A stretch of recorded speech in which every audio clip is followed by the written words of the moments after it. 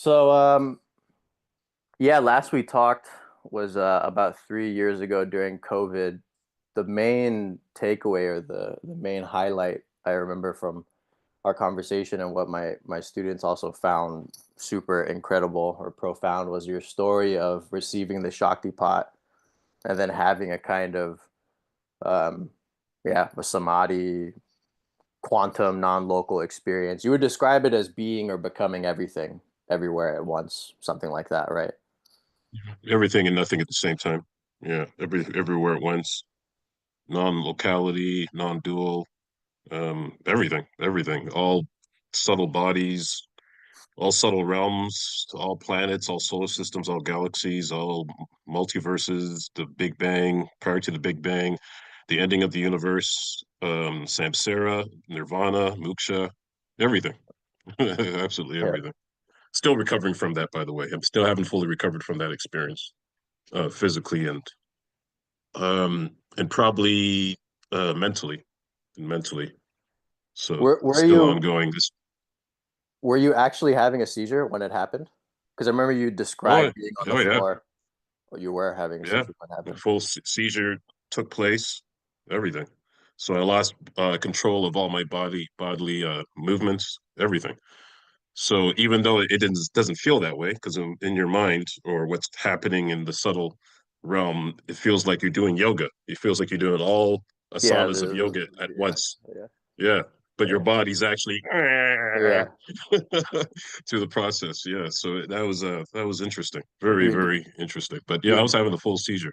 you're doing every Yeah, asana that was ever done in the three times in that was front of ever done, trying to do it all at once, simultaneously. So in the mind, all that is successful. You see yourself from the outside of it, and you're having a full out seizure. you. Yeah. Um, yeah. So, but I had many seizures prior to that. So leading up to that, after meeting Paramahamsa Vishwananda, and even prior to meeting him, when I was experimenting with 5-MeO DMT, the seizures started happening. Oh, Um, yeah, but they wow. don't feel like seizures. They don't hurt, nothing like that. They just feel like your body just does its own thing when it feels like. Because my body would also do poses, would also do asanas and stuff on its own Mm, without my accord.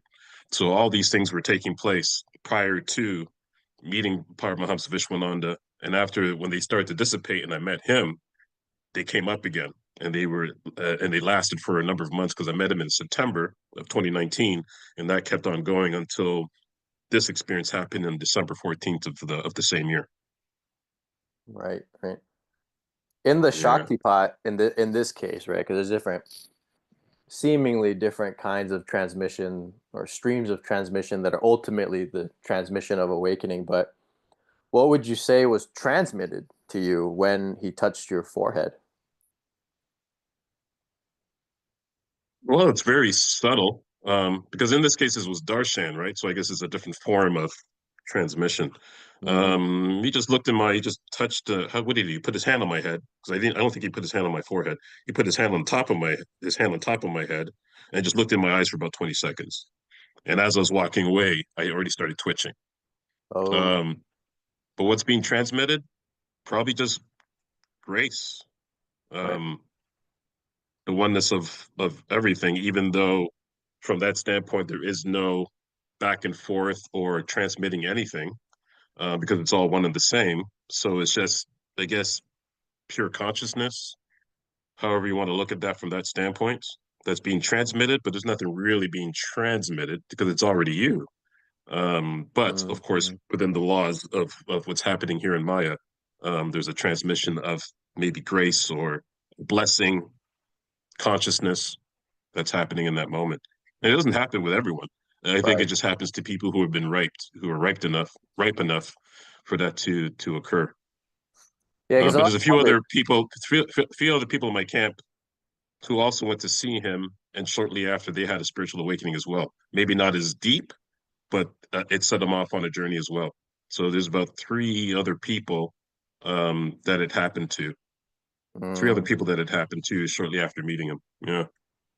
yeah, it seems that there's um from the absolute perspective, it's like everything is that transmission, everything is that illumination. But in the relative of of space-time, it's like it seems that there is contact between Contact of points. some Yeah, sort. contact between Yeah. points in Point A and point B. space-time. Yeah, exactly. And that contact is allows the uh, basically the realization of this guru principle or this omniscience, this infinite intelligence to be awakened to. Yeah, Yeah. it is very mysterious. What in very mysterious. I don't think they'll ever come up with some kind of a answer to this anytime soon. But Right. it's absolutely when you're the person going through it and you're having that subjective experience, it is absolutely mind blowing it, of what it, could it actually take place.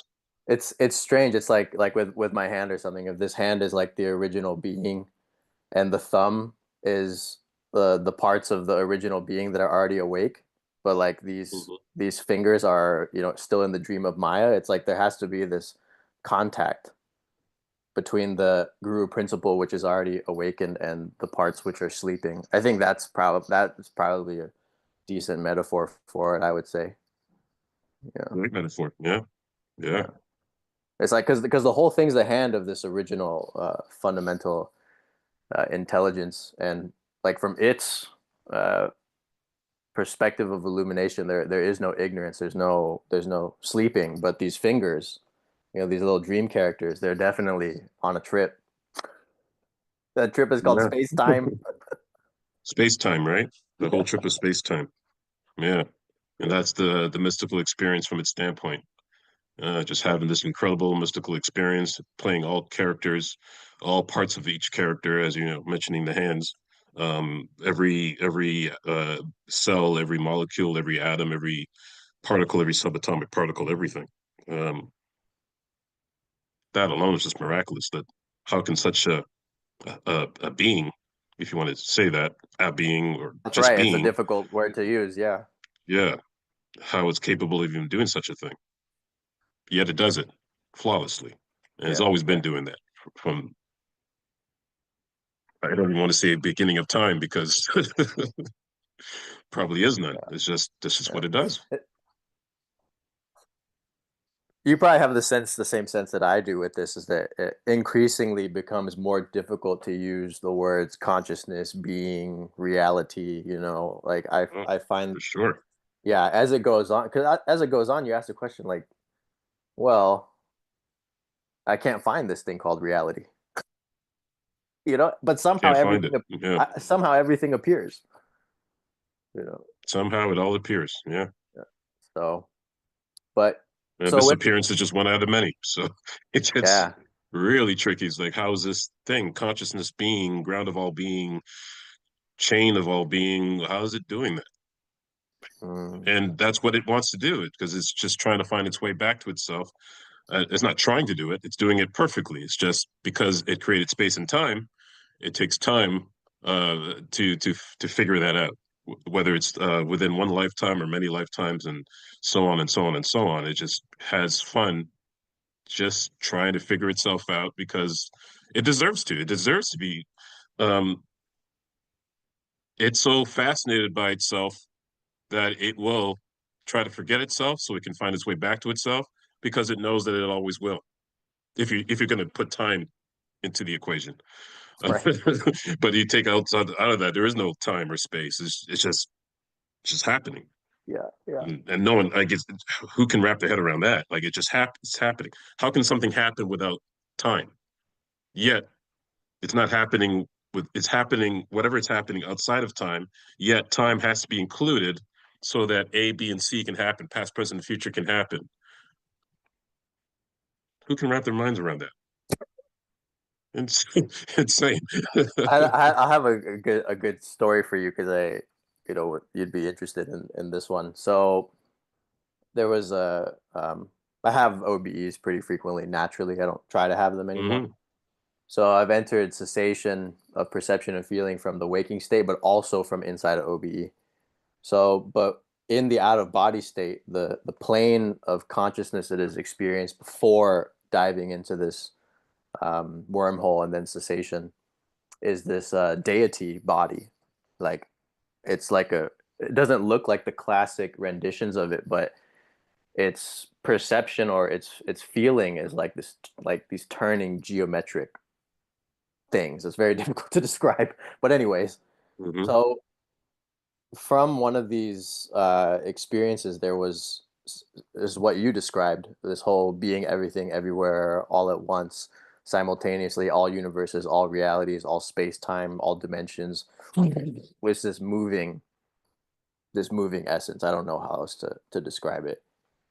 And emergent from this moving essence, or this, I call it the quantum non-local, that it doesn't even know itself. There's fundamental ignorance actually from when it I occurs. like how you said that.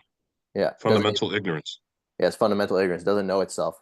Emergent from this ocean of pure potentiality are these little, are these, is a whole matrix of these nodes of knowing, and those are the first points of localization. So the non-local collapses itself into these points of locality, and Mhm. I experience those points of locality, those points of light, as nirvana, or the Buddha, the matrix of Buddhas and bodhisattvas and all that.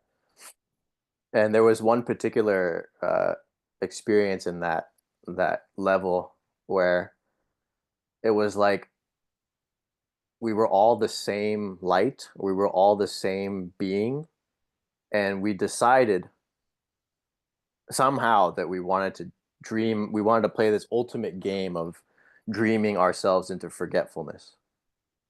So we're like, okay, so we're gonna start this dream, this dream of forgetfulness, and space time is gonna begin.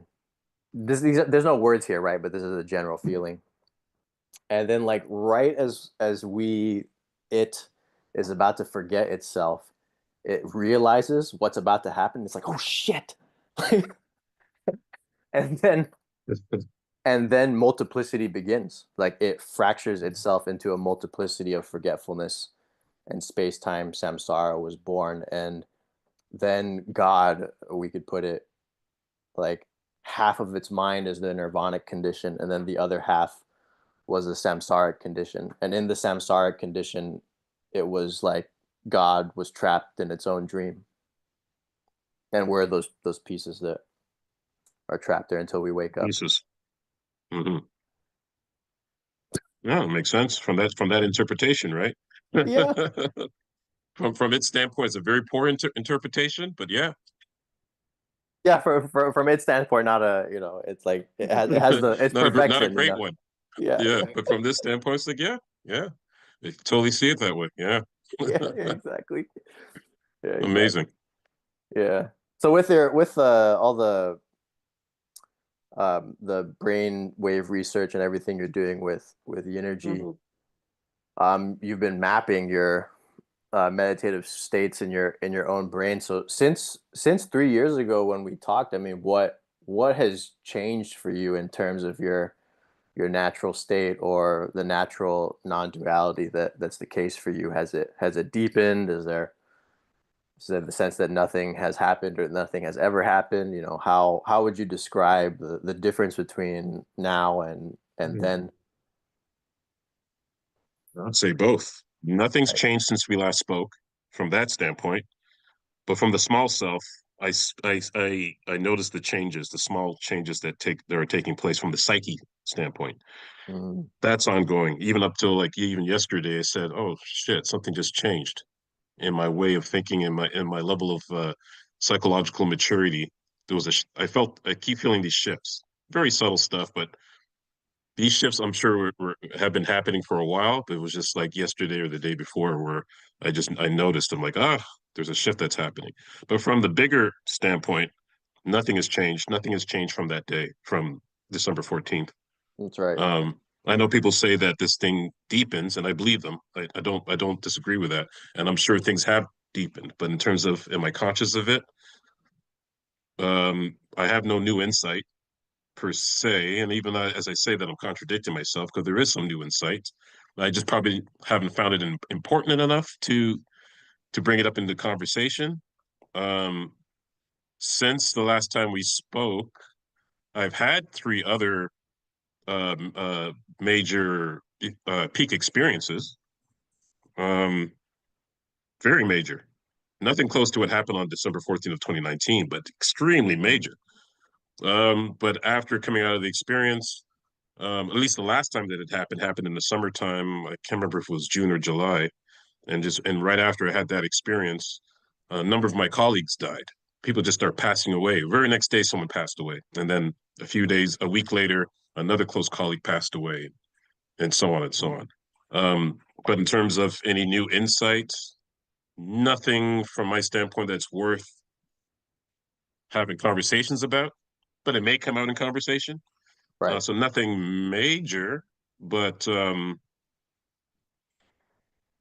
I'm sure on some level things are there's probably more clarity. But again, when I hear people talk about this stuff, I hear it and I'm just like, yeah, I acknowledge that, but it's never been too much of importance. Some things stick where I'm like, that's important for me to address, and there's other things where they're just passerbys. They just come and go. It's like, oh yeah, I've noticed that, but I just keep it moving.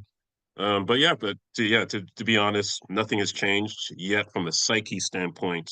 I see slow, gradual changes that are happening, at least from a maturity level, which is, I guess, it's supposed to happen to all individuals if you pursue and you push enough. I haven't missed a day of meditation, Right. ever. I've always kept up my meditation practice every single day. So since the last time we spoke, that's been continuing. Wow. What I've done more of, um, and I guess things have changed from a psyche standpoint in regards to like how I look at business and things of that sort. Things that I didn't have much of an interest before. I'm having a little bit of an interest, not business in regards to making money, but business in the sense of taking what I've put together and looking at something that's bigger than my small self and finding ways to build a legacy of some sort. So that's has been a a bit of a purpose in my ongoing life. Mm. But since we spoke, at least in the last 2 years, outside of brainwave entrainment, which I do with Unity, which I designed and created years ago, I've been doing a lot of neurofeedback training. So Ah. that's been, and I did some neurofeedback training prior to December 14th of 2019, but I only did probably about 20 sessions doing neurofeedback training. But afterwards, I got involved in that again because I finished all my levels of Unity. Unity only has 13 levels. I'm Mm. still experimenting with the 14th and the 15th. But the carrier frequencies for the 14th and the 15th are a lot smaller than the carrier frequencies, the depth of the carrier frequencies from the 13 levels. So I've been doing experiments with those. Well, I haven't even got to the 14th to 15th level yet. I've only mapped up the mathematics for it. So that's sitting there on the plate. But I've been working with other brainwave states, deeper brainwave states that I never experimented with before, such as iota and the default mode network. They have Mm. their set of brainwaves as well that I've been experimenting with in the past.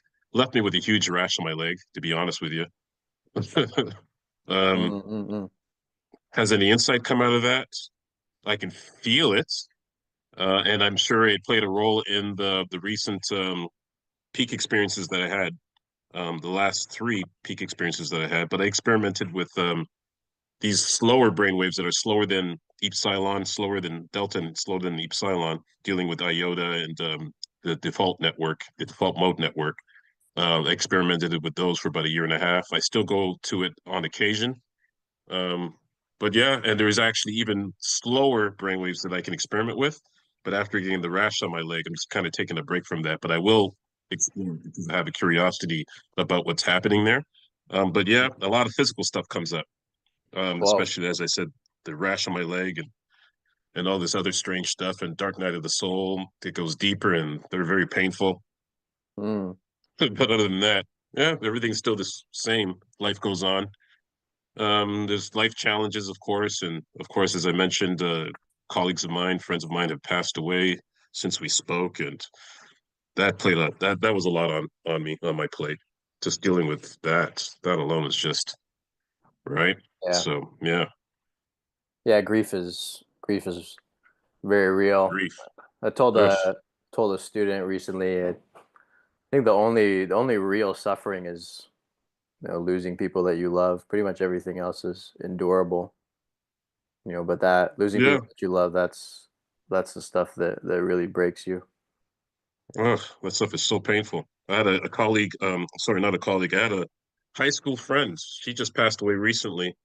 I've only seen her once since high school. So the last time I bumped into her was about 10 years, maybe longer, maybe 11 years ago is the last time I bumped into her. And I get a call from one of my close friends saying, hey, our high school friend just passed away. And I said, what do you mean? How did she die? And he said she had a cough, went to the hospital to get it checked out, never came out alive. Just like that. I couldn't even believe it. So yeah, so that type of stuff. Crazy. And these are people, this is someone I haven't seen in years.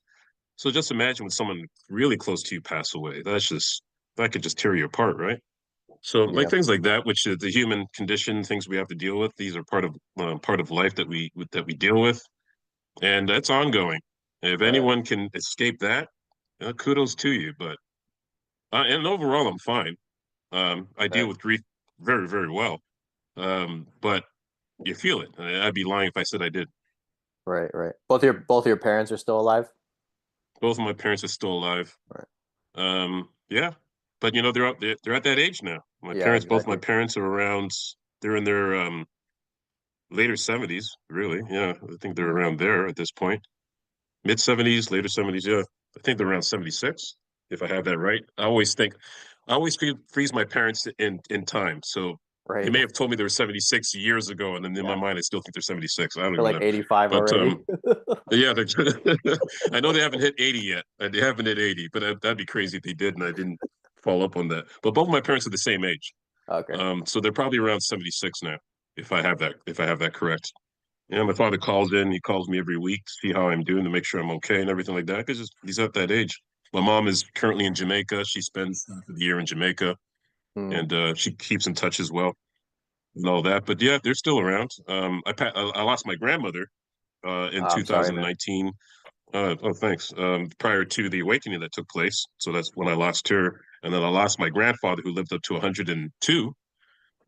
He passed Wow. away. That's my grandfather on my mom's side. So my grandmother on my dad's side passed away, and then my grandfather on my mom's side, he passed away 2 years back, and he was about to hit his 102nd birthday.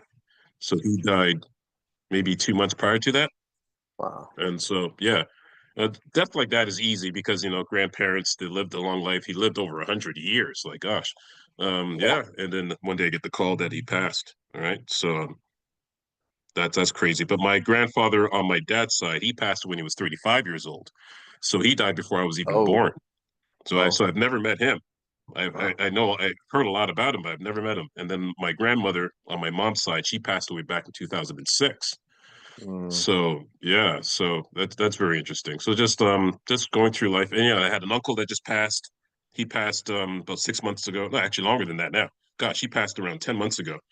Um, my uncle, he was a police officer, a retired police officer in Jamaica.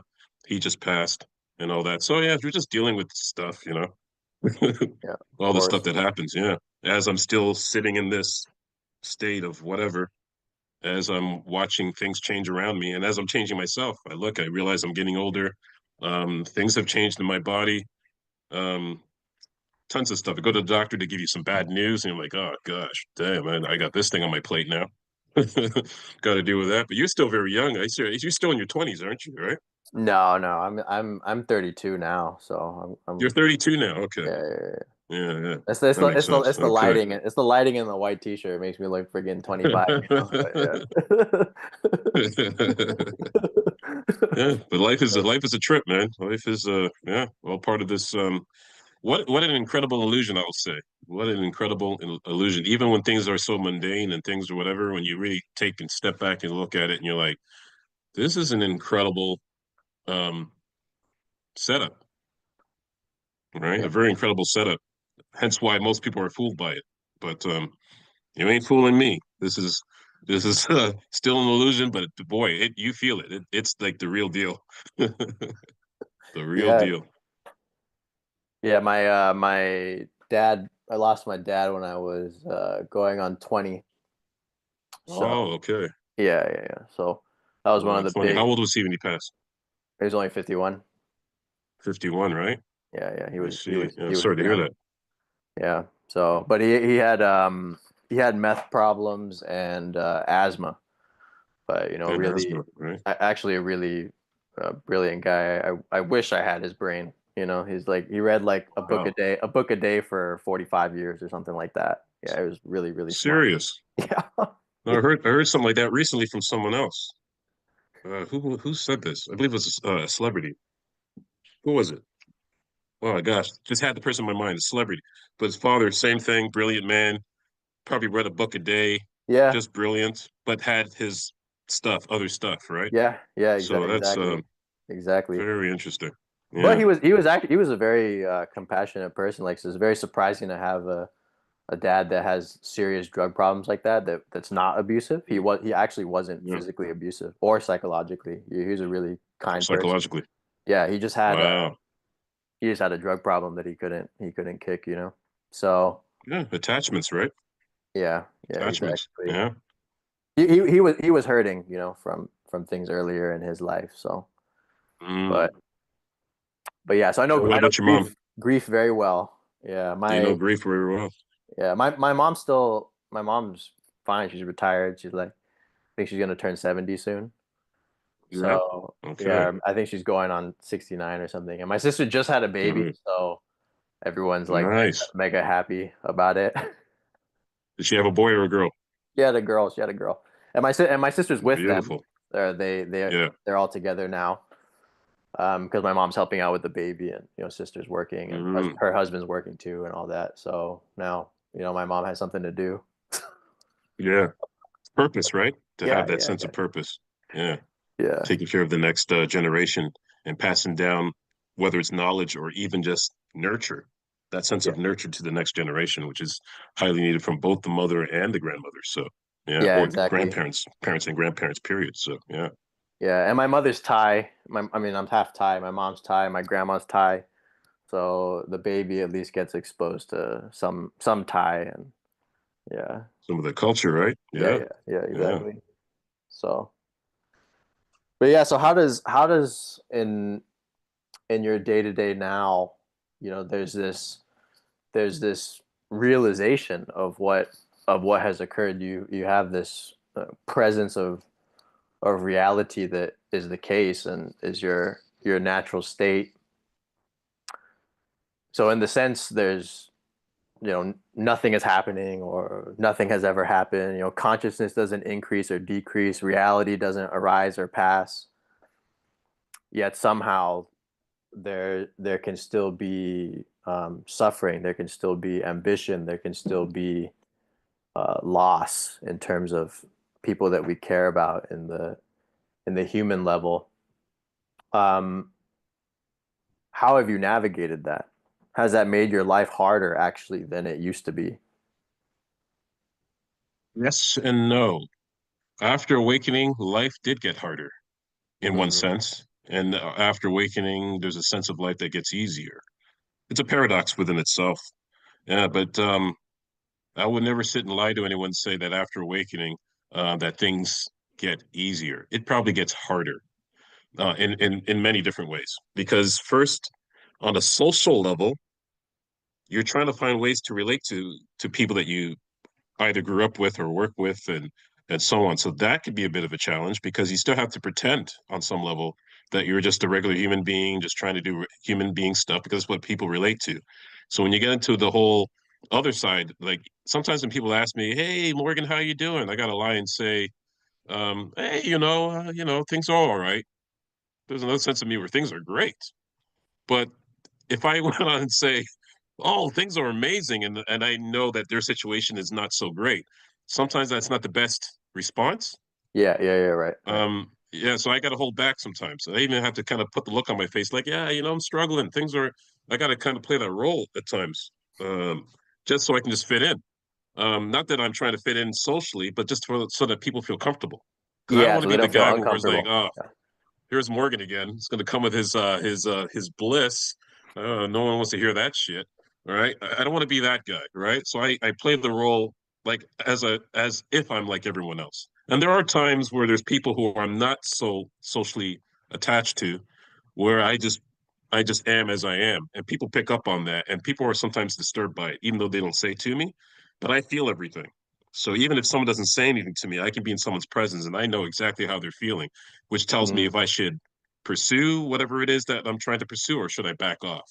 Because mm, immediately I get a sense of this person is uncomfortable with me, even though they're trying to be polite. I can tell.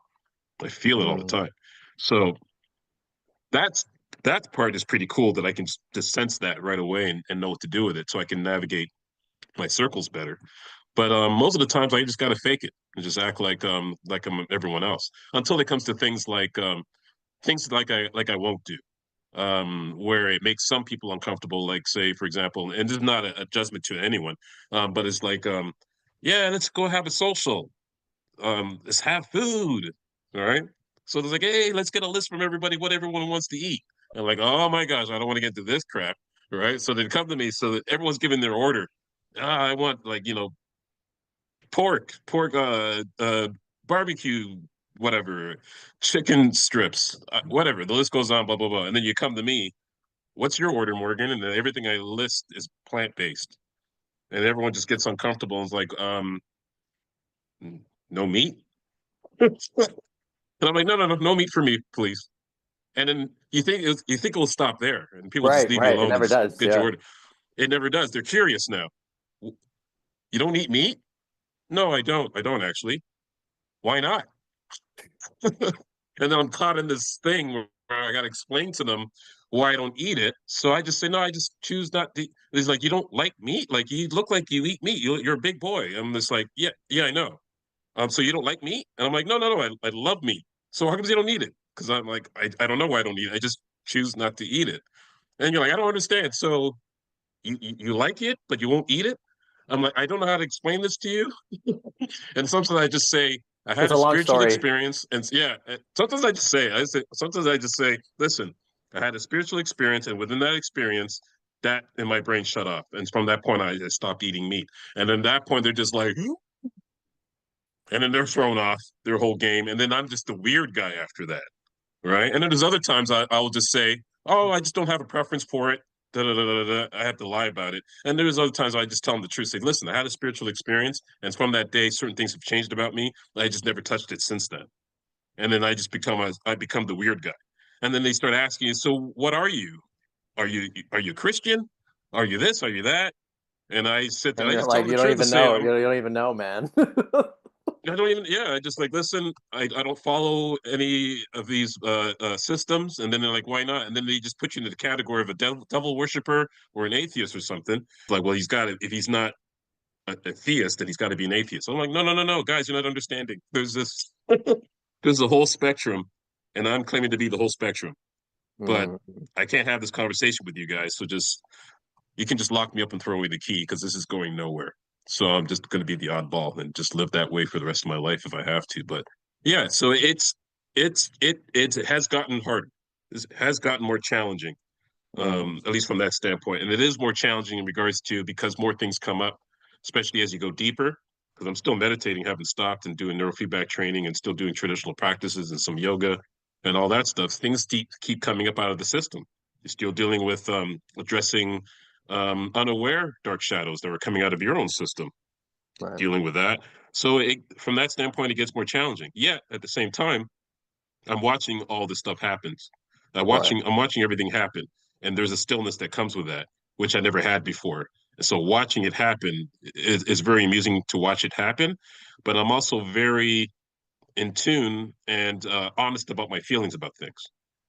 Mm, So if I am having one of those days where I'm going through the dark night of the soul, and someone asks me, "Hey, how are you doing?" I'll just tell you the truth that I'm not feeling too good right now, but I probably will be different in the next hour. mm, It just all depends, right? And then people get concerned. I'm like, no, no, no, don't be concerned. I'm just telling you how I'm feeling in the moment. No one understands that because already males are not even supposed to be that expressive about their feelings. And here I am that's telling right. you that I'm not in the greatest state right now. And people are concerned. I'm like, no, no, I don't want you to be concerned. I'm just telling you what I'm going through in this moment. I just don't want to lie to you and say everything is great when in this moment not everything is great because I'm dealing with some dark night of the soul stuff. Mm, And I'll just be honest with it. I'll just say, oh, right now in this moment I'm not the greatest, but don't worry about me. I'm gonna be fine in the next hour. This stuff is it comes and goes. I'm used to this. I've been going through this for 22 years. It's nothing for mm. anyone to be concerned about. But because I'm the oddball, everyone's concerned. Say, here it is. It's coming out now.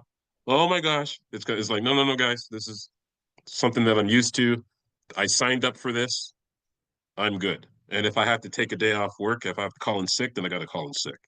But I'm good overall. I just want you guys to know that. But if you ask me what's happening to me right now, I'm going to be honest with you and say, right now, in this moment, I'm not the greatest. But that may change an hour from now. That may change a day from now. You work at Yeah. a university, or where do you? Yeah, Um, I work at it. I work. are you not able to Say say? That makes. only because people have watched the podcast guest appearances I've done in the past and try to use them against me. Oh, okay. Okay, got you. All Yeah, right, and try to no use them problem. against me. So like, yeah, I try to be careful. I don't want to say like most people know that I work in the nonprofit sector and things like Okay, that. okay, But I just okay. try to make sure that things don't, yeah, because it gets weird because there's people who try to use that stuff against you. It's like, Wow, well, uh, you're a drug user. No, I'm not. Well, you said in this podcast. I'm like, oh my gosh, you saw the podcast where I talked about 5-MeO, I appreciate it, man. Thanks for watching. ayahuasca. Yeah, it's like right. You know, people will use it against you. So I'm very yeah. But you read articles, whatever. People will easily find it, realize that I'm in the nonprofit sector and Okay, all that, and yeah, got you, and I got work you. at many different types of institutions and all that type of stuff. But yeah, I remember the last time when we spoke, I didn't want to bring that up at all That's because right. I remember saying to you prior to the interview, say, "Yeah, please don't bring up anything about my work or anything like that." But as time went on, I just said, "Oh, fuck it, whatever," and then I just say whatever I need to say in the moment, and then someone tries to get you on something, and it's like, "Yeah, in this, you said this in this podcast that you do blah blah blah blah blah," and I fear for people like you, and I'm just like, "Whoa, where is this coming from?" Yeah, there's a lot of stuff you got to deal with that you got to deal with this spirituality stuff and balancing it out and making sure that it doesn't affect. It's one thing if it affects me. I don't care if the things affect me. It bothers me if it affects my family. Right, All right, right. right. Yeah, that's what I worry about most. Me, you can do whatever you want to do with me. I'm good. You can hang me. You can chop my head off. You can do whatever. I'm still God. I'm still the ground of all being. I don't care what people think about that. But I do care Right. and concerned about family members. So yeah. Mm, mm. Yeah, I can imagine how difficult it would be to be so vocal about all of this and still be very active professionally and in business and Yeah. academia and all this stuff and be taken All seriously. that stuff and be taken seriously, right? Yeah. And I just put on the different hat and I do what I got to do as when it comes to work. But I always wonder when I'm sitting in a meeting, someone right across from me saying, "I can't believe you have this oddball at the table." But as you work with me, it's like, oh, he's fine, he's cool, he's doesn't act any different. Especially if you compare me to other people who may come off as odd when it comes to their spirituality, not like non-duality and things like that. But Oh, there's some you're people who very, are yeah. very radical. And I'm You're very, very grounded, very normal. modern Yeah, and grounded, and yeah, I can have a conversation about anything, even outside of spirituality, and people just be like, "Oh, I didn't know you're that down to earth." I was like, "No, no, none of that stuff has changed. I just have a yeah. different perspective that has broadened who I am as the small self, but I have a realization of what I am as the big self." And it has nothing, very little to do with what we're doing as whatever initiative or project that we're working on in the community, right? So You're not telling people, outside of this reality system, I exist somewhere else, on another planet. I'm actually on a spaceship, plug, and plugged into a I make sure not pod. to mention things like that. Yeah, I always make sure not to mention things like aliens, and as long as I don't mention aliens and multidimensional beings and things like that, people say, okay, I think he's grounded. But if I start talking about that type of stuff, I'm going to lose everyone. So You're out. I avoid it. I avoid people's like, have you ever had alien contact? I look around and I'm like, I, I've had the experience of that, whatever that is, but I'll always give a logical standpoint of what that could be, as opposed to saying that's what it is. As long as people feel that they have a logical standpoint of what's happened, and they say, "Okay, I think he's okay. I think he's all right. All right, right." So I can get around it that way.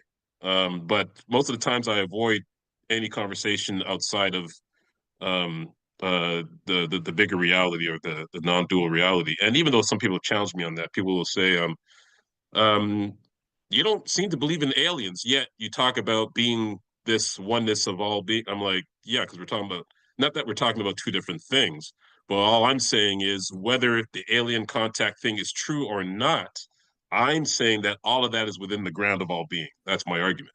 Yeah, All it's right. I'm not here to all within argue if aliens are reality. true or not. All right. Because I know the experience of meeting encounters such as aliens is real. I Right. know because people had the experience, right? Yeah. Can we explain what that is? I'm not in the position to explain what that is because I'm not an expert in the field. But all I can tell you that the ground of all being, all that stuff that we're speaking of or not speaking about is part of the ground of all being. All imagination is part of the ground of all being. All what we consider reality is part of the ground of all being. All of that. So I'm not denying it from that standpoint.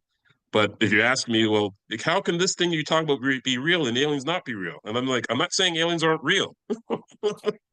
I'm not an expert in the field, right? So I'm just saying it appears that it's real. Yeah. But whatever that is part of the ground of all being. Yeah. And people's like, I think I get you. Okay. So you're saying, regardless if it's real or not real, it's part of this ultimate reality. I'm gonna say exactly. Everything that's happening is part of that reality, whether it's real, unreal, appears to be real, it appears to be unreal, it's all part of that huge reality. So when you have the experience of absolute of the absolute of the ultimate self, all of that stuff is included. But and this is the part of the other argument. People say, well, if you had that experience of this ultimate reality, how comes you can't tell me if aliens are real or not? I'm like, well, when you're having the experience of the ultimate reality, it's not like the thing that's appearing to you is aliens. It's not a specific thing. You're experiencing everything simultaneously. So that Right. includes that. But I'm not having an experience of encountering aliens. So I couldn't tell you what's happening in that realm because I'm having a simultaneous experience of everything. People Everything. can't grasp No. that. Like, it's No. No. like, No. what do you Not mean at you're all. having a simultaneous experience of everything? It's like, well, let's keep it simple. And I may have said this with you or some other people. Just take water, for example. Just take warm water. The warm water, we know it's a combination of hot and cold. Do you feel hot? Do you feel the heat, or do you feel the cold? Do you feel neither? You feel the sense of what we interpret as warmth, but you're not feeling the hot, you're not feeling the cold, you're feeling both. So Mm. now, something that simple, where you can't tell what this thing is made of, you just know this due to knowledge, due to experience, whatever, that this is a combination of hot and cold, and you get a sensation of warmth. Now, imagine you experiencing all that ever is, the ultimate self of Yes. everything. You're not going to be able in the moment to be able to make distinctions between hot and cold, left, right, male, female, outside, inside, all of that. You can't really make that distinction. You're experiencing the whole entire thing, Yeah. right? So that's why I There's no can't give you percep answers. Yeah, there's no perception or recognition or discriminative faculty. I wouldn't, it's difficult to even call that state consciousness or self. It really is. It doesn't It have really, like, yeah. yeah, it doesn't have It doesn't the even have a sense of right. self or consciousness. None of that, right? None of that is So there. Yeah. when I come back and I give an interpretation, my interpretation's way off. Yep.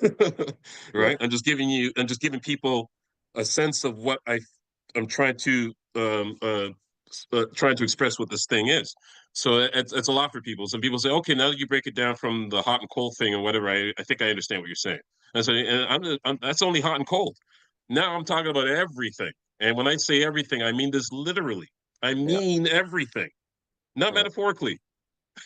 Everything. Right? Yeah. And how do you make that distinction between all these different things? Because in the moment of the non-dual suchness, there are no distinctions. All that stuff melts away. Yeah. Yet the distinctions are still there. Right? So people can't understand that, and rightfully so. Because even after Right. you come out of the experience, how do you explain that? So the best place I can put myself is to shut up, because talking about it causes more confusion. Because no matter what I say about it, people are going to make an interpretation of what they think I'm saying, and that's going to be misleading. Um, and I guess it's all part of it anyway. If it's misleading, it's misleading. There's nothing I can really do about that. But that's just what it is. And I just came to the conclusion. It's like, you know what? I'm never going to be able to break this thing down and what's actually happening in my mind, and what I believe is happening from an ultimate standpoint, this will always be in a confusion. And no matter what I do, no matter how many brainwave um, studies I do and all that stuff, it's never understood. Even from a neurological standpoint, when you look at my brain and see what my brain is doing, and then some people look at the results and say, well, it looks like you're impaired based on our studies. And I'm just like, yeah, but if you take those studies and you compare them to all the research that's been done on enlightened gurus and things of that sort, there's enlightened gurus who can't even work a job.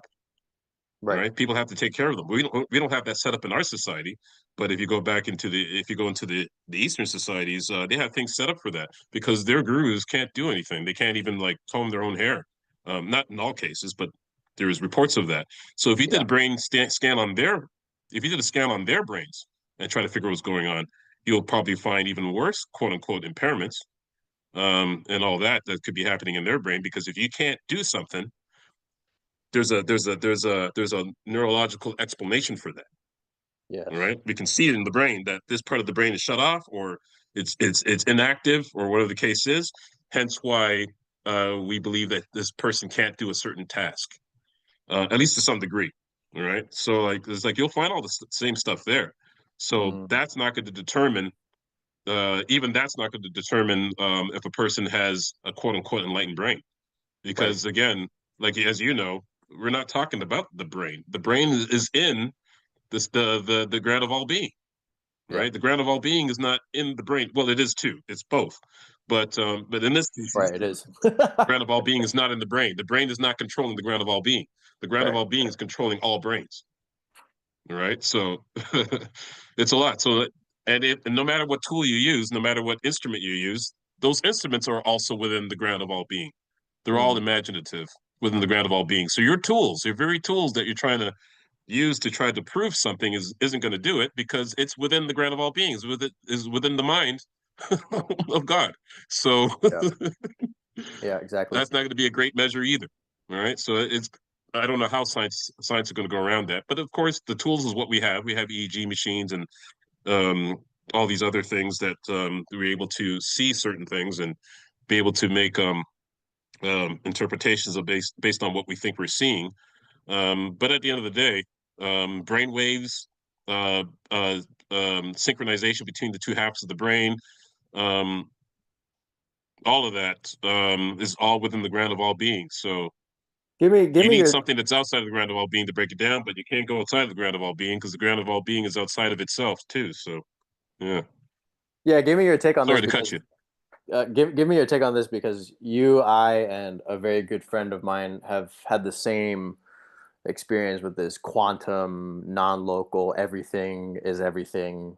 A good way to describe it would say everything is everything, right? Like every particle is every single particle. That The particular, whole entire universe is yeah, more. Yeah, this particular, ground that we're describing is quantum interpenetration is another word, I guess, that would describe it, right? that's an So interesting one. Say that again. he, Quantum quantum interpenetration.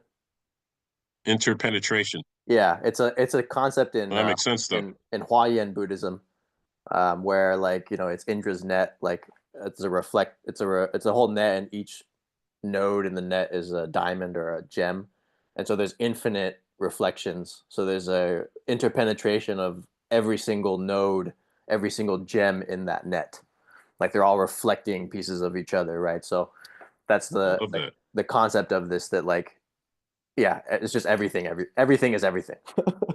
Yeah, Yeah. everything is everything. Yeah, So he describes that as the you're so ultimate. right. He describes that as the ultimate state. I've experienced it. I don't regard it as the ultimate state because I don't know if there's something more fundamental than that. I can't conceive it, but it's definitely possible. So give me your take on this. Like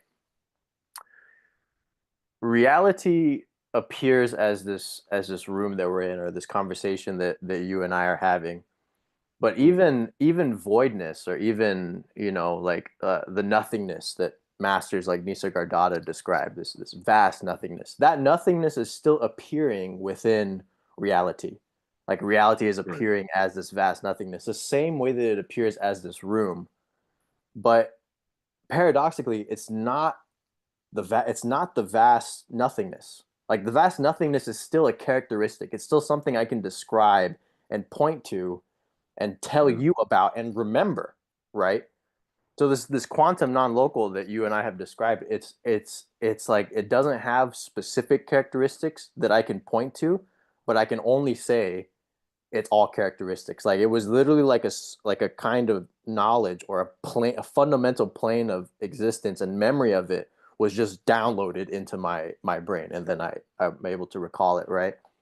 But my sense is that even that quantum non-local interpenetration, it arises still within this spaceless, unfindable thing called reality, in the same way that this room does, or this conversation you and I are having.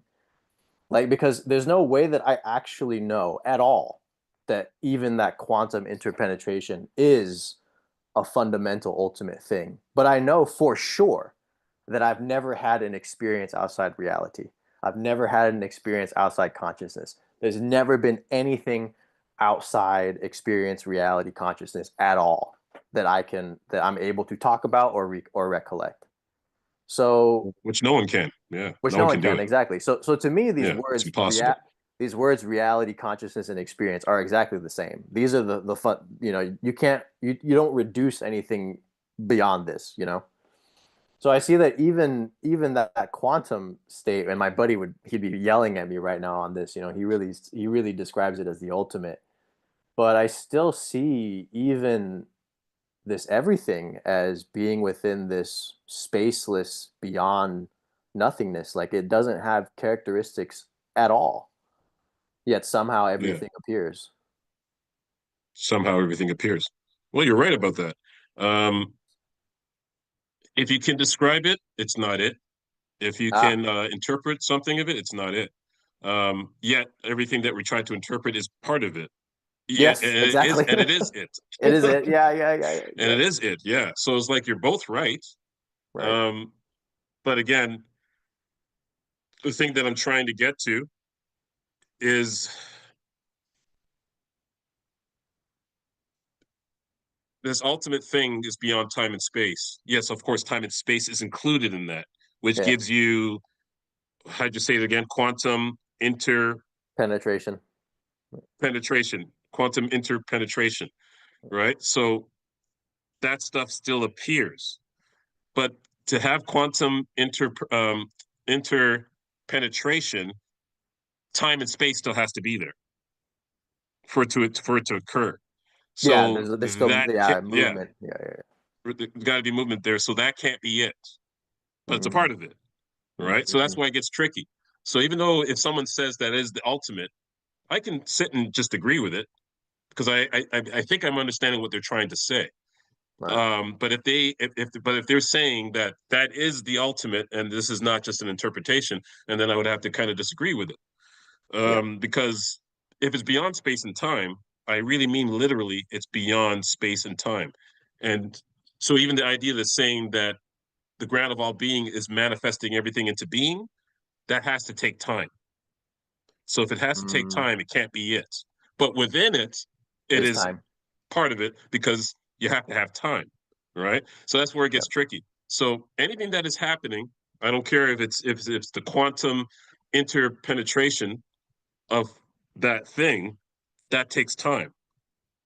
And that's not what I'm referring to. Even if I use that as the explanation to explain what I'm saying is not what I'm actually trying to say.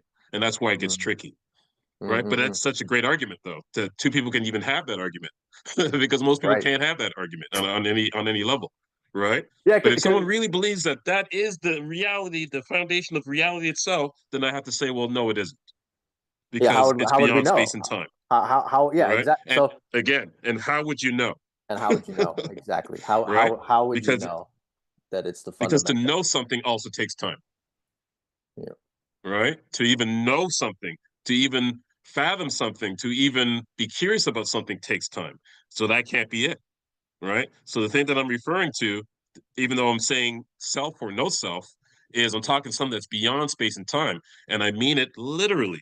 So and from that standpoint, your friend would have to be wrong. Yet, Mm-hmm. Mm. He's right.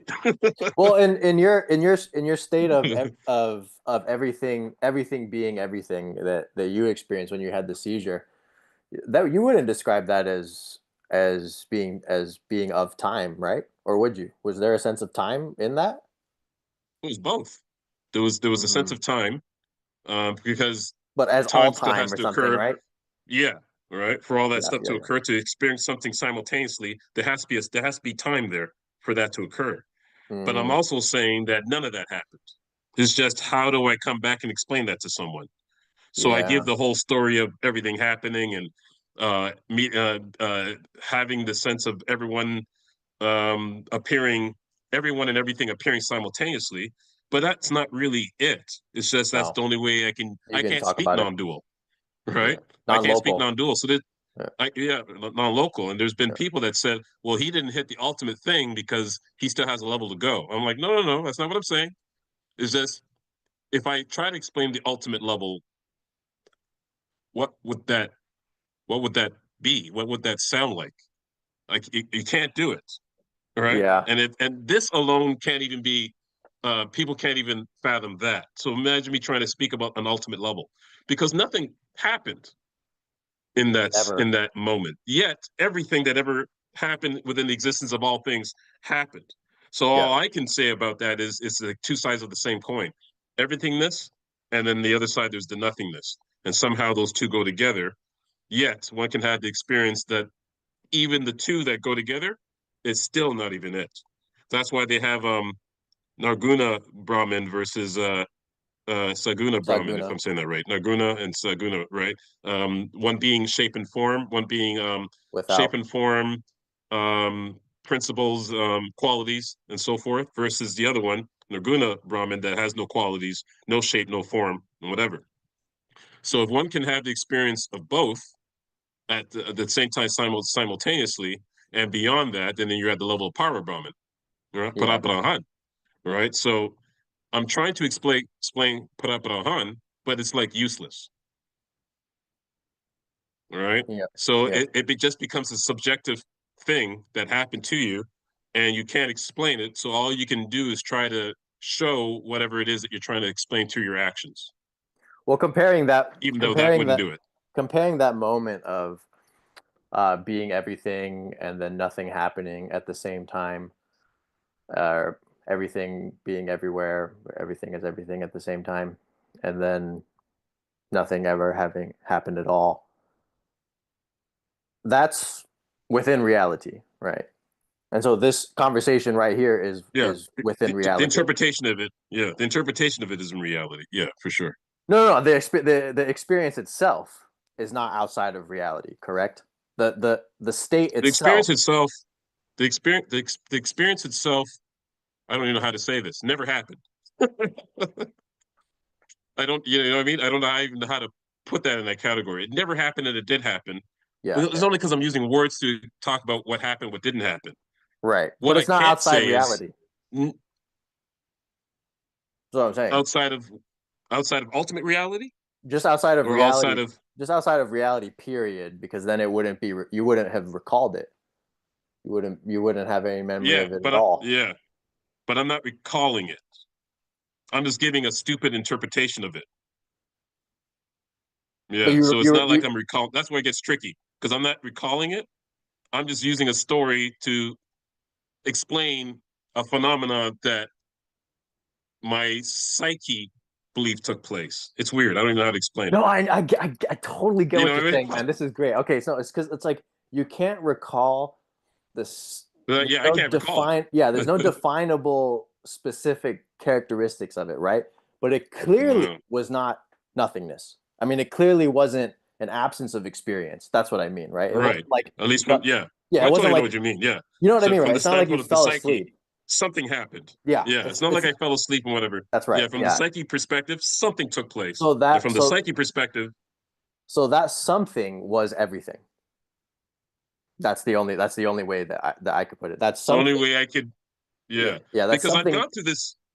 That I've something gone was through this everything. many times. Right. Because I've gone through this many times before. It's just in this case, the thing that we're trying to get to took place where all the other ones I can easily say everything happened, nothing happened. I can easily say that because I'd seen that was at that level, and I'm trying to be literal about it. Whereas what happened that on the 14th of December, that thing that we're trying to battle of is the thing that didn't take place, that took place, that didn't take place, that took place. It doesn't even make sense. Yeah, it doesn't even make sense. It's like, I get were what you you're. alive? Were you I dead? get. Both, I, and neither. yeah, right, Right? right. Were you having a But seizure? my Yes, no, maybe, and maybe not. the Was it case was it though. ultimate reality? Yes, no, maybe, and maybe not. Was it God? Yes, no, maybe, and maybe not. But we see this is the thing. We wouldn't say it was outside. It was outside reality.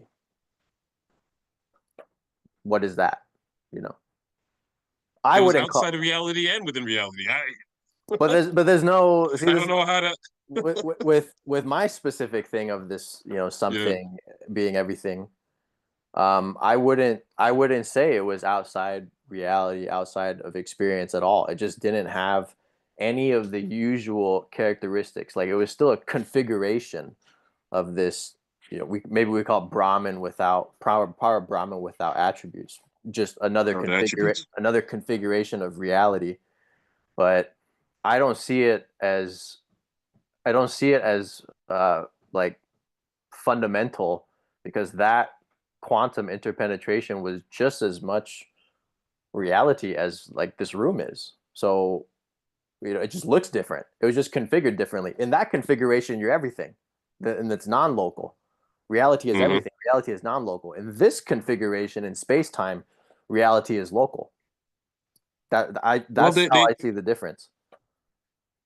um, that's why I shut up about it because what can I, I mean, what can I even do with it? All I can say is they say that if you see the Buddha, if you see the Buddha, kill it. So if Right. you see anything, the guru would say that that's not it. So if there's anything that you are able to see with your eyes open or eyes closed, then that's not it. Yet people will argue and say, well, how can you have this experience and you claim that you saw nothing? I'm like, well, in an actual full non-dual experience, why would there be anything to see? Because to see something, it has to be outside of you. Yeah, yeah, This yeah. is totally non-dual. So Right. even all our ideas based on whether it's if it's outside of reality or within reality or on the brink of reality, all of that would have to be included, yet not being included. That's why it's so tricky because there's no word for that thing, Yes, right, right. whatever that thing, you know what I mean? There's no word for it. So the moment we talk about it, the moment that we try to describe it, or the moment we try to break it down into something, it's already tainted. It's already not it. Yes, of At least from the course. standpoint of the individual who's trying to speak on it. Yep. That's Yep. why Yep. I keep saying that no sacred book has ever written about it. Right. It's never been done. Like you can take any sacred book, and no matter how great it is, no matter how poetic it is and how beautiful it is, no sacred book has been able to explain this thing. You Ever. can't you can't even explain salt, You right? can't. You can't explain the taste of a strawberry. You can't do Yeah, exactly. it. So so Right? so so much less this thing, but to your point here on inside reality and outside reality, like in our last segment here, you and I can pick apart this word reality. I mean, what would be? I mean, there's no like outside reality to me is basically a meaningless concept. You know, it doesn't mean anything. Like what Doesn't mean would anything. possibly be outside reality, you know? So let's just put that on the shelf. But as far as reality is concerned, right? Like whatever that actually is. As Robert Anton Wilson said that. Um, it seems that the only reality we know is what appears or what is discernible. So even in the state of this quantum interpenetration, what was what differentiated it from like the amnesia of sleep was the actual state of everything being everything. It's just not describable. You and I can't transmit it to other people, but we know what we're talking about. So that's what that is what makes that um, a state, or that's what makes it reality. The fact alone that there is something as opposed to just amnesia or absence of experience. And this seems to be the case with everything. Like with any spiritual state, with any experience, experience Mhm. itself, like when we say the word experience itself or reality itself, the paradox is that we don't actually find a reality itself or an experience itself. We just know, or what is known is what appears, right? So Reality can't find not that it can't, but reality doesn't find itself because the whole act of finding would still mean that reality is doing something to gain something in a sense. So that's not even it. That's why we can't even pinpoint it. You know what I mean? That's why it's so tricky. We can't. No one can pinpoint it. Even if you try to point to it, you can't. that's That's the you're thing. still not doing it. You can't do it You because can't. reality is doing that, right? So But clearly, like there's nothing that we can point to and say, that thing itself is reality, whereas nothing else is. But mhm. everything that is pointed to, and then the pointing itself, is definitely reality. So Yep, yeah, so such a that's why paradox. that's the paradox. So that's why Yeah. I don't have this whole thing with like an ultimate state, even though it is non-local, even though it was probably the most profound thing that was ever remembered. Because in that state, there's no memory, there's no recollection, there's no perception. When Mhm. consciousness turns on in the mind-body system, then that whole thing gets recalled, right? So would you agree? That's yeah. When you're in it, there's no I am God when you're in that state, correct? No, Yeah, exactly. no, no. Yet, when I tell my story, I always say in my story that all cells, all molecules, all atoms, all particles, all subatomic particles said with a loud voice, "I am God." I always say this. But did Mm-mm-mm. that really take place literally? Yes and no. That's a really good point because all Right? potentialities, everything that's ever been said, everything that's ever been done is that everything that of course. Yeah. That's Yeah. why it's so difficult to explain. So, Yeah. like to say what you just said is like, do I agree with you? Yes and no. But Right. I don't mean no in a bad way in any sense. It's just Right. there's no way. That's why when Yeah. people ask, does God exist? I say yes, no, maybe, and maybe not. They're all true. Yeah. And they're all false. And Right. say, well, where's the pinpoint? Where's the thing between? I'm like, I can't give you what that thing is between truth and false. Yeah, Because because it covers the whole spectrum, yet it's not the spectrum at all. yeah, because That's it's the it's ground the of ultimate paradox. the ground of pure potentiality. Exactly. The ground of pure potentiality. Yeah. It's possible, it's impossible, it's probable, it's improbable, all at the same time. Yeah. Hence why no one can ever grasp it because you can't grab onto this thing because it just slips right through your fingers. Because the very thing that's slipping through your fingers are your fingers, But right? I got Me but I being gotta here throw and you being there. Yeah, I go on, go on. I gotta throw this one at you because this is Okay. what you're describing. This is not Vedanta. This is not something Ramana Maharshi describes. It's not something Nisargadatta describes either. This quantum interpenetration, everything being everywhere. Yeah. They also didn't have those terms. Mm, All mm, right, which makes a huge difference because we're now years after their time on Earth. We have new ideas, we have new belief systems, we have new technologies, so we're capable of creating new words and things of that sort. When no, all they no, were no, just no, saying is the void. no, So no, no, it's no. all right. No, So it's hard. because Krishna in the Bhagavad Gita said, he talks about, or he describes the experience of being everything, right? Sure, I think, yeah. But but sure, but but he's Ra never used terms like quantum penetration. He's never used terms like you know what I mean, like you know what I mean, like all these different things. They just spoke from what they had at that time period. We have more to work on, so Mhm. it either brings more clarity or more confusion to the very thing that we could be trying to speak about. So even though that may not originally be of Advaita Vedanta, it may eventually be added in there as time goes on, if it Right. allows the philosophy of it to grow with the times. Because the thing Yeah, itself yeah, yeah. doesn't need changing, it doesn't need to evolve, nothing needs to happen with it. But That's the right. wording, the terminology, and things like that may change as time goes on, which it can still be Vedanta. It's just it's Yeah. not using the ancient terms up till Ramana Maharshi, his time period, and onwards, right? It gets tricky. But when I hear them speak, anytime I hear them speak, I'm in agreement and in disagreement when Right. they're speaking. Right. It's weird. I'm just like, well, how can you disagree with Ramana Maharshi? I'm like, I'm not disagreeing with him in the same way that people think I'm disagreeing with him. It's just his Mm. words, no matter how powerful they are, cannot describe the thing that he's trying to point to. Mm-mm. Yeah, the reason I mentioned that was like comparing, for example, the writings of Meher Baba to Nisargadatta or to Ramana. Like Nisargadatta and Ramana clearly talk about a witness, like Mm, this the empty watcher, witness, yeah, the watcher. this watcher behind experience, right? But Meher Baba describes this everything being everything, everywhere, all at once, the nothing and the everything. He uses specific terms that describe non-locality and the state that we're talking about. Whereas I haven't found that in most spiritual, biographies or teachings. Like the thing that you're talking about, in my opinion, is actually a much rarer form of realization. Like I haven't found many people that describe it outside of 5-MeO DMT trips, you know? Well, I think that's why they just put into the category of absolute monism Mm, to make it distinctive from non-duality. mm, that's Yeah, so right. that That's yeah, right.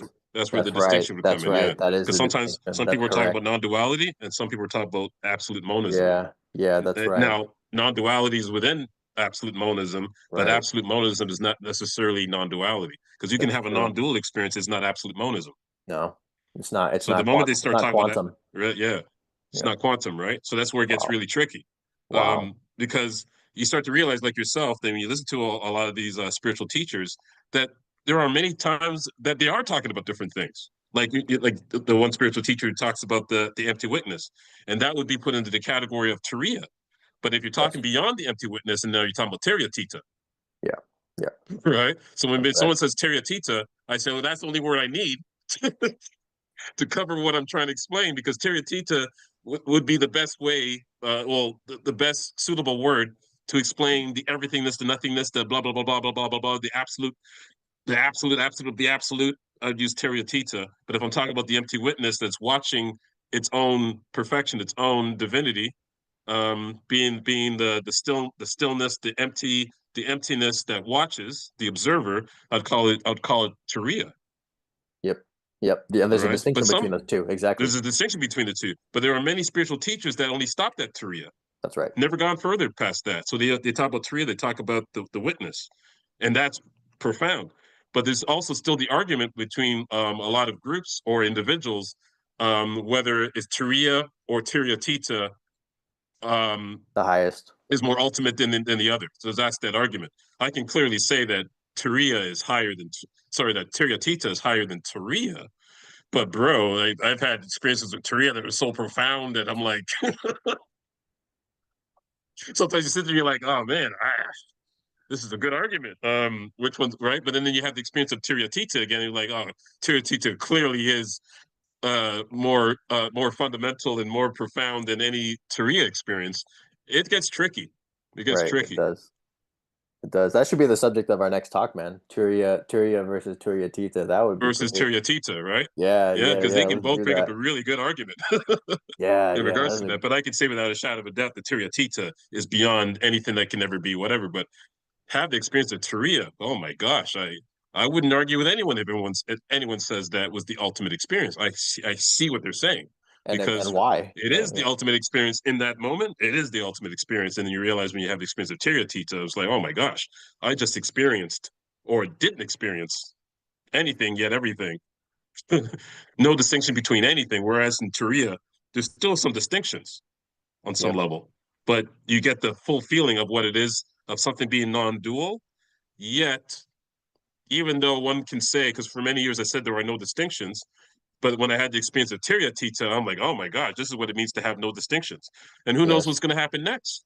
I may come back 3 years from now and say, bro, that thing You that you were wrong. talked about with the I was so wrong. Who knows, right? Yeah, Because yeah, yeah. this thing, it's an Because ongoing thing. Absolute monism is the best term that I use, at least the best term in English because that the I've used. Absolute monism, Turiya-tita, to try to, and I believe that that Turiyatita also has its. I can't find. I can't find much information about the different levels of Turiyatita because they're saying, well, Turiyatita is the absolute of the absolute. I'm like, yeah, but I mm, could argue that there is an absolute of an absolute of an absolute. possibly, I can argue that, right? So right. it's like, why not just make up new levels within Tita, even though we know that Tita is the ultimate. But if this thing is truly ultimate and it's infinite, why not make up more labels for Tita, like just different labels of Tita, if it can be done. Yep. If it, It would be such of a task, but I feel that we could label different levels of stages of non-local of perception. of, of yeah, well, at least of Tita, because Mm, non-local perception can be an experience of itself. Someone can have a non-local experience and not have a non-dual experience, mm, right? mm, Because a person can have experience of just being non-local, just being everywhere at once, right? So there's no locality. That's true, right. and that experience in itself is a profound That's crazy. mind-blowing Yeah. experience on its own, but it's not the whole thing, right? So now you Yeah. have to include non-duality. Sorry, you have to include non-local, non-locality with non-duality, and then you have to include locality with non-duality within the absolute monism, within the Mm, full whatever you want to call it, of absolute monism. So it gets tricky because you can have a non-local experience and it's still not um non-dual per se. mm, mm. Yeah, I'd say in Turiya and what you're describing, this Turiya-tita, there were two aspects. There was the fundamental ignorance aspect where there was no, I wouldn't say there was witnessing in that state, or that there was a witness. It didn't know itself, so how could there be a witness, right? But Yeah, yeah. then when it arises as um, quantum knowing, or yeah, just infinite points of Quantum knowing, knowing. yeah, Hmm. then it has knowledge. Reality has knowledge of itself, and it's like the blending of knowing and fundamental ignorance simultaneously. Simultaneously. Yeah. In that level of Turiyatita, I could say there's a witness because there's knowing. Prior to that point, there's no knowing. There's no, doesn't make sense. That's true. Yeah, yeah. Yeah. This is why Yeah. So you're right. people It is could going to be be mapped. trying to come. It can, yeah, I think it could be mapped, at least from our interpretation, it could be mapped. Yeah. Kinda. This thing is Yeah. like even beyond measure, right? Yeah. This thing is even Totally. beyond measure. Totally. But Totally. yeah, but I've had many different cases of Tita. But when this thing happened, that wasn't Turiya, because Turiya means fourth. Yes. It means fourth, because there's waking, dreaming, non-dreamless sleep, and then there's Turiya, and then Tita means beyond the fourth, Right. right?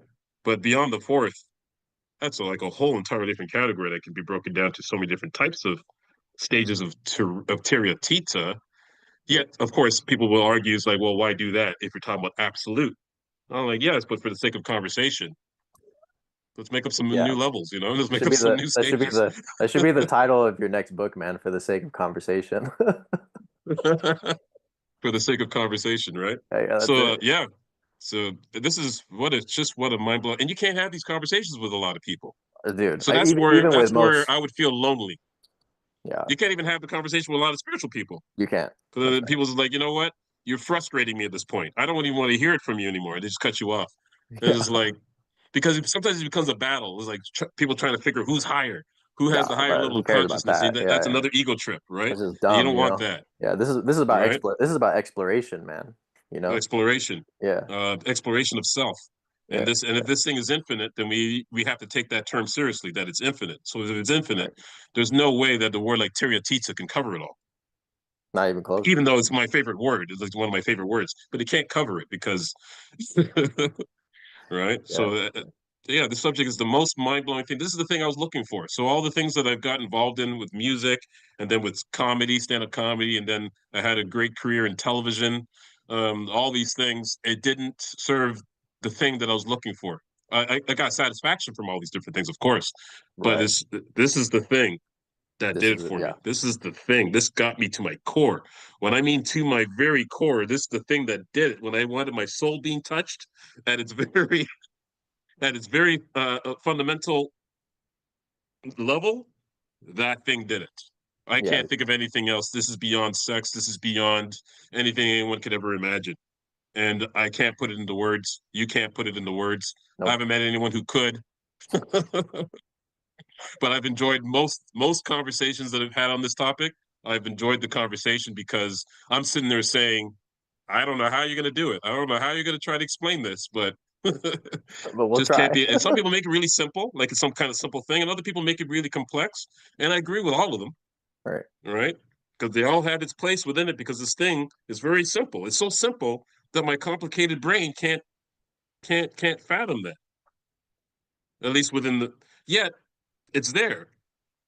Because as I'm talking to someone, I know what I'm trying to describe. I just know that within my very heart that I can't describe it. I never will.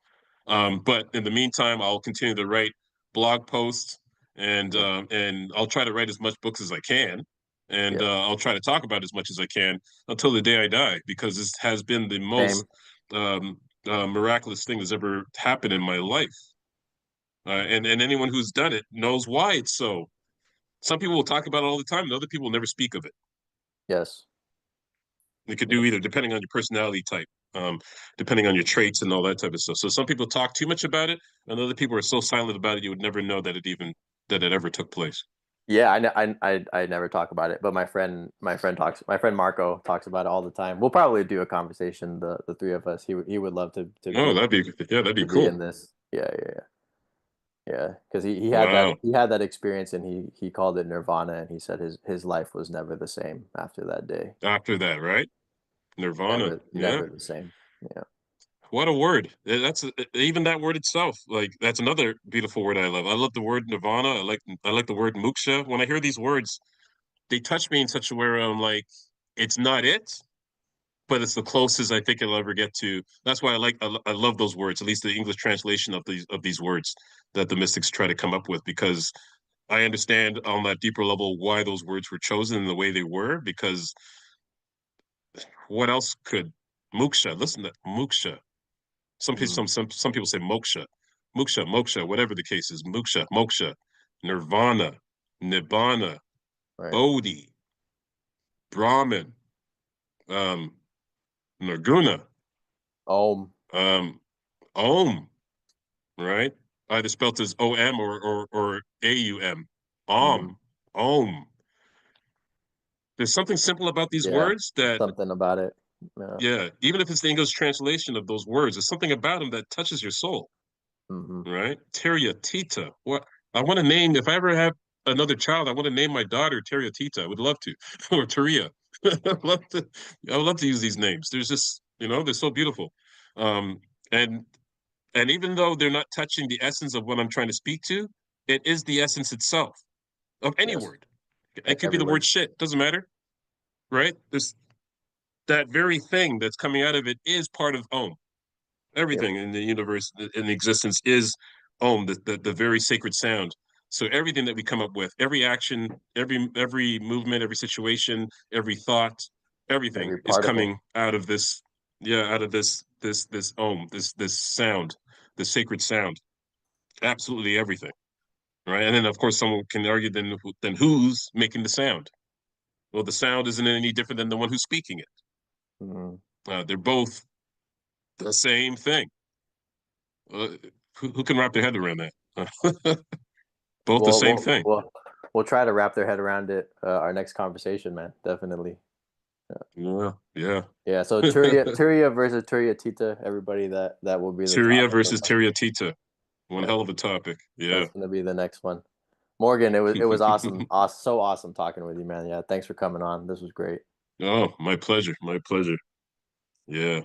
Let's do it again sometime. Definitely. Thank you, brother.